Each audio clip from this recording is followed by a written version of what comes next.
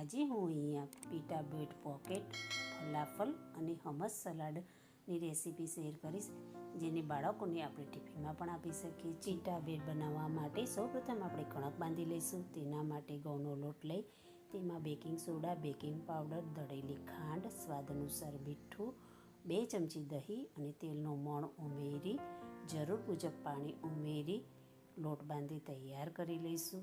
હવે તેલથી લોટને કેળવી ઢાંકી અને અડધો કલાક માટે રેસ્ટ આપીશું.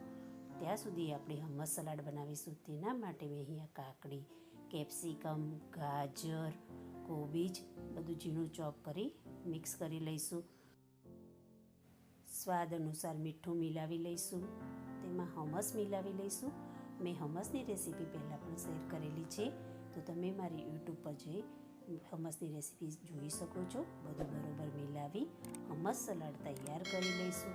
હવે ફલાફલ માટે મિક્સર જારમાં કાબુલી ચણા, લીલા મરચાં, આદુ, લસણ, સ્વાદ અનુસાર મીઠું, હિંગ ઉમેરી તેને રફલી ક્રશ કરી તૈયાર કરી લઈશું. મિશ્રણને એક બાઉલમાં કાઢી લઈશું.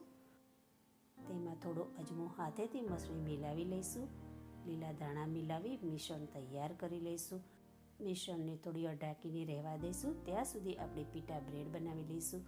બાંધેલા લોટને લઈ તેને કેળવી તેમાંથી લુઓ પાડી અટામણ લઈ થોડી જાડી એવી લંબગોળ રોટલી વણી તૈયાર કરી લઈશું. રોટલીને ગરમ તવી પર મૂકી શેકી લઈશું. એક સાઈડે રોટલી બરોબર શેકાય ત્યારે તેને કપડાથી દબાવી ફૂલાવી અને રોટલીઓ તૈયાર કરી લઈશું. આ રીતે બધી રોટલીઓ તૈયાર કરી તેને વચ્ચેથી કાપી પોકેટ બનાવી તૈયાર કરી લઈશું. હવે ફલાફલ તળીશું. તેના માટે કડાઈમાં તેલ ગરમ કરવા મૂકી તૈયાર મિશ્રણમાંથી ફલાફલ બનાવી તળી લઈશું.